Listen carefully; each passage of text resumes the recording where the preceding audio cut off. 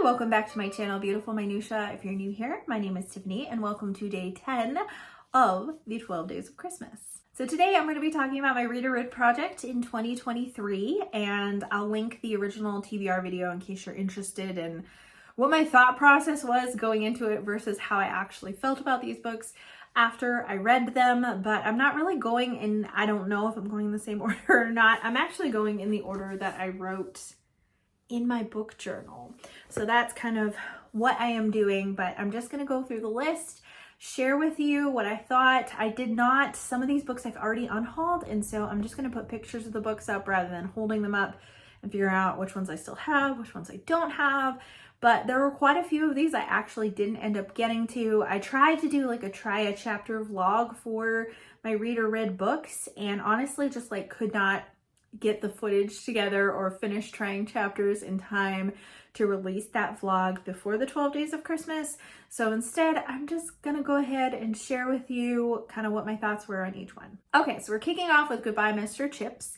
And this is a classic book about an old man who is coming to the end of his life, and he's been a teacher, and it's kind of about the quiet influence his life has had over the school and the boys that he's taught over the years. I did read this one and I liked it. I didn't love it.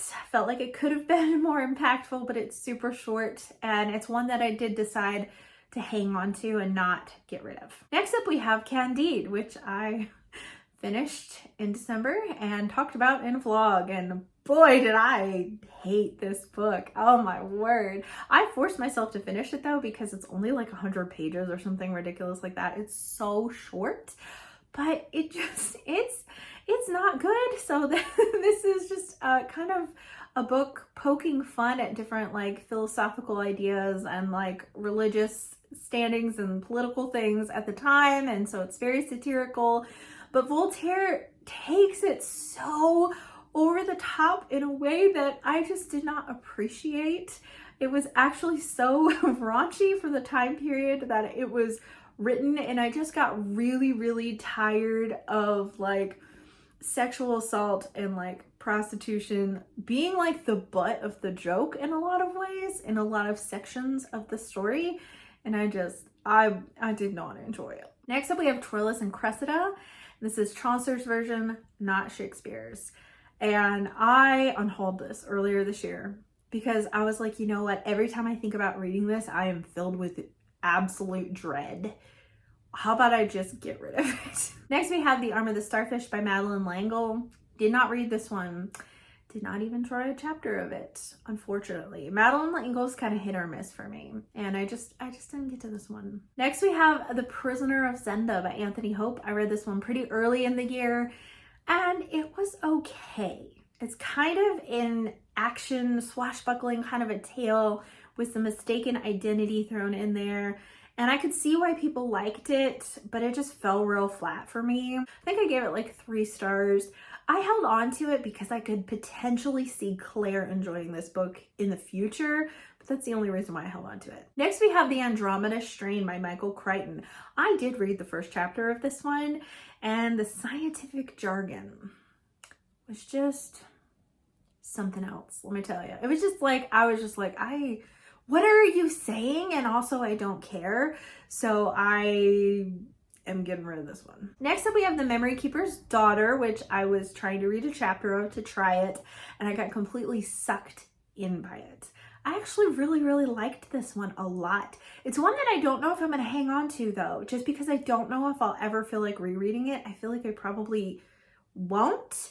But the prose was just so beautiful, and it's filled with a lot of very flawed and unlikable characters who make some very less than stellar decisions with their lives. But it really kind of goes to show the impact that secrecy can have on a family and a marriage and all that kind of stuff. And I really liked the disability representation and the way that someone really advocates for their disabled child in this book. I really liked that. Next up we have Where'd You Go, Bernadette? And I have a couple of friends who have been like, oh, it's one of my favorite books of all time. I hated this. I didn't even get there very far.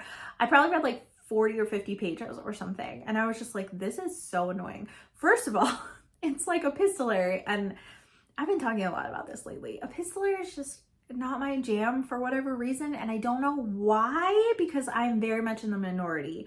But this is like not even epistolary that I can come close to getting on board with, because it's so petty. This is just like rich people problems.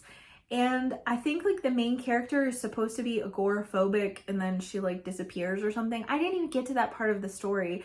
Up to that point, it was just like emails back and forth between like their neighbor and like the school board and like this landscaping company complaining about them, and then emails from the main character to like her assistant trying to get her to plan like this trip for her, like for their family and stuff. And it was just all so like vapid, and I just was already just annoyed by it. So I was like, there's a reason this is on my read project. Done. Next, we have The Remains of the Day, which I actually have sitting right here because I finished this in December. So it's gonna be part of my December wrap up.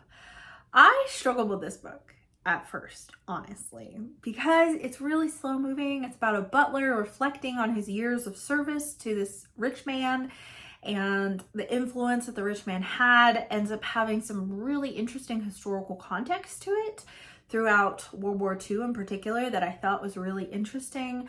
And he's kind of reflecting on his life, and parts of it he just goes on and on about like, well, this is what a butler should be doing to ensure good service in this area of the house. And I'm just like, okay, I don't care. But then he goes on tangents about his dad, about coworkers he's had, about the man that he served, about, you know, kind of like his responsibilities, his thought processes. I ended up really, really liking this. I loved like the heart behind this book. I don't know if it's what I would reread. Maybe. I did really like it though. Next we had Peace Like a River. I gave this book 5 stars. I adored every second of this book, and I was not prepared for that. I'd had some people tell me that they really liked it, but I was just like, oh, I don't know. It doesn't sound like anything I want to read based on the description, but I had picked it up just because it's one that I'd heard applauded so much. And I loved it. I loved the family dynamic. I loved the exploration of Christianity, and there's just so much about it. Sacrifice, faith. Oh, I just like was not expecting what I ended up getting with this book in the best way. Next we have Smale Home. I think I read a couple chapters of this earlier in the year and just couldn't get into it. I don't know why.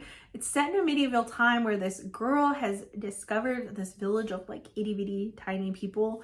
I think maybe they're cursed and she has to figure out a way to help them or something. I don't know. I didn't even get that far. But it just wasn't jiving for me, so didn't hang on to that one. Then we have The Tiger Rising by Kate DiCamillo. I did not like this book. Oh my gosh. Oh, I was warned. Going in, and oh man, I did not like this at all. I felt like this was Kate DiCamillo just trying to make you cry without like a really good point, and like some of the like morals of the story of this like were not good, and it felt like it was not written for children. This is a middle grade, and I'm like, this doesn't feel like a children's book, even though the protagonist is a child. So is Peace Like a River. And that was not a children's book. And I don't think that this one really should have been either, because it felt like all the symbolism in it was for adults, not for children. Next we have Lore by Alexander Bracken. Didn't even open this one. I've heard nothing but horrible, horrible things about this book. I've never heard anyone say they liked it at all. Everyone only talked about how disappointing it was. So I ended up just ditching it. Next we have Strange the Dreamer, which I read. And at first, I loved it. I really, really liked the descriptive, like, almost purpley prose. It wasn't really fully purpley, but it's verging on that for some people, and that's what some people don't like about it, and I really liked it a lot. I liked how it talked about books. I liked how it talked about libraries and knowledge and stories, and I really liked that until our 2 main characters meet and start falling in love, and then that same descriptiveness just carries over into like these really detailed makeout scenes that are like just cringy. They're not like over the top, like in terms of being super sexual. They're just really cringy, and I just couldn't deal with it. I just couldn't. I was not a fan. The last third of the book was entirely about longing for one another and just wanting to make out, and two characters sleeping together also, and I was just like, So I actually ended up unhauling both Strange the Dreamer and I had the sequel. So I made a lot of space on my shelves because those books are like 500 pages each, so win-win for me. Next we have Dear Martin by Nick Stone. I started this one and didn't finish it. I really didn't like the writing style. And I think that's unfortunate because it feels like a really important book and it feels like one I should have loved, but the structure of it was super weird. And so we have some of it that's written in like first person present tense, and then we have letters that the main character has written to Martin Luther King Jr. And then we have these weird moments where we just switch into this format that's almost like a play where it'll have the person's first initial and then like a colon and then what they're saying. And I was like, why are you choosing to do that? And it was so distracting for me. And so it's one that I could see myself potentially revisiting in the future, but I was just having a really hard time with it. So I'm hoping maybe I can find a book that has a similar message, but that is written in a less weird format. Next we have I Am the Messenger by Marcus Zuzak. I have a mixed relationship with this author. I remember really liking The Book Thief and really hating Bridge of Clay. So I didn't know where I was gonna fall with this one. And then I just didn't pick it up because I realized I don't care.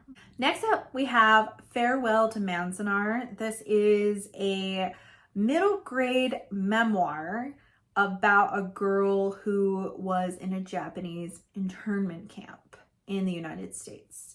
I read the first chapter of this and thought it was really well written, but just like didn't have time to continue reading it. So I decided, even though I didn't finish reading it, that I am going to save it because once we get to World War II time period in homeschool for history, I want my daughter to read that one. Then we have Enchanted Air, and this is a middle grade novel written in verse about a girl who is half American, half Cuban, and kind of what she undergoes when like the Cuban Missile Crisis is happening and all that kind of stuff.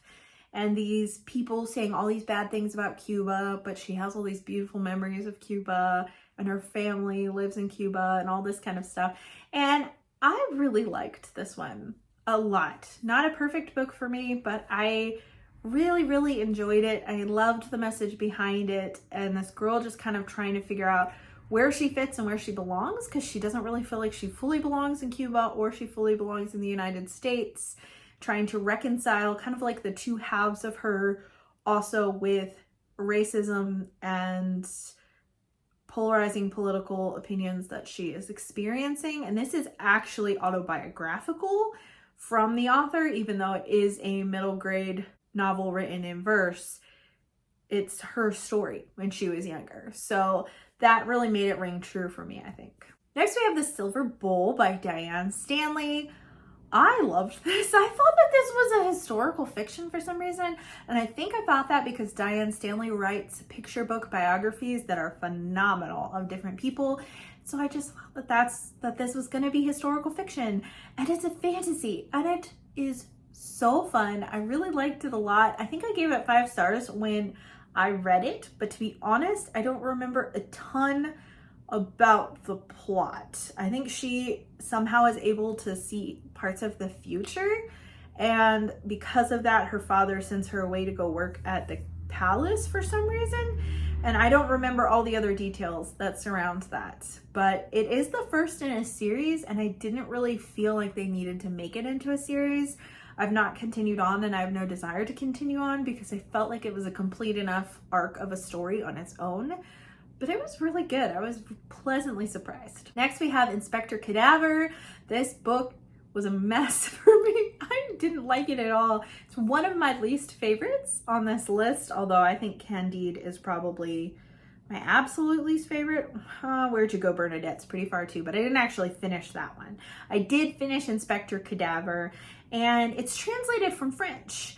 And I don't know if it's a translation issue or if it's just really poorly written. Like, the phrasing is so odd. The word choices in there are just so strange. I just don't understand. And it's really not a good mystery. Like, you're not going to figure out clues and figure out who did it because there are no real clues that like the detective has. Like, he just stands there in the middle of the street and literally like feels like a jolt of electricity go through his body, and he's like, now I know everything. I'm like, what? That doesn't make any sense.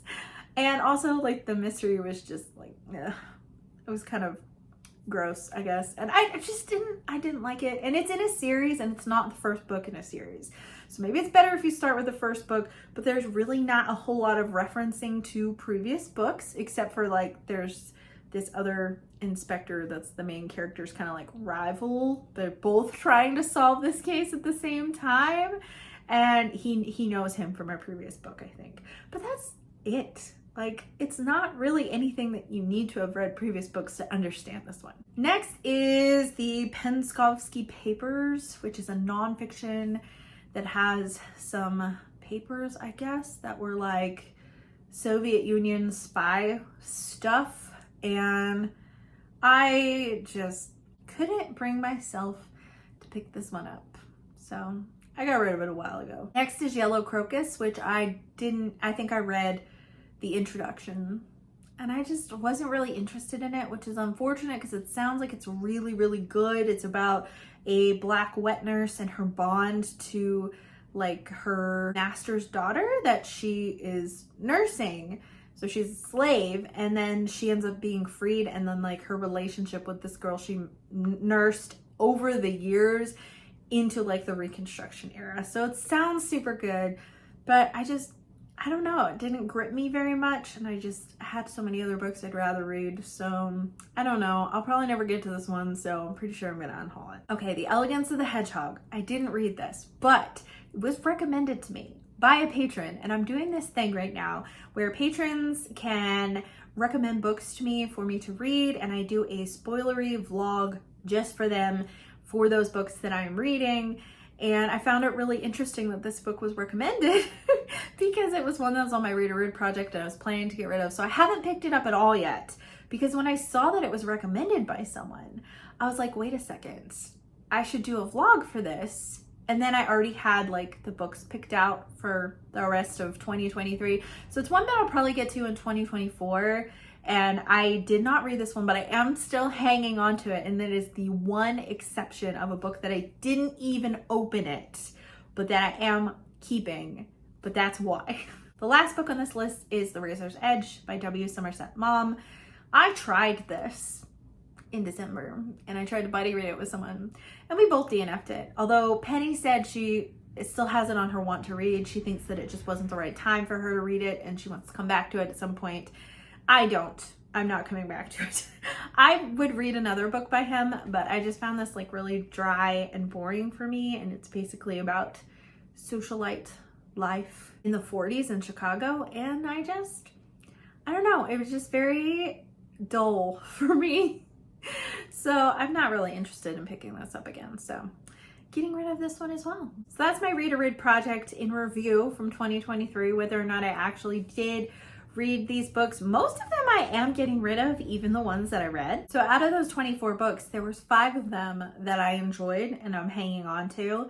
And then there's 2 of them, one of which I tried a chapter and I'm hanging on to for my daughter. And then one that I didn't read at all, but I'm saving for a Patreon vlog in the future.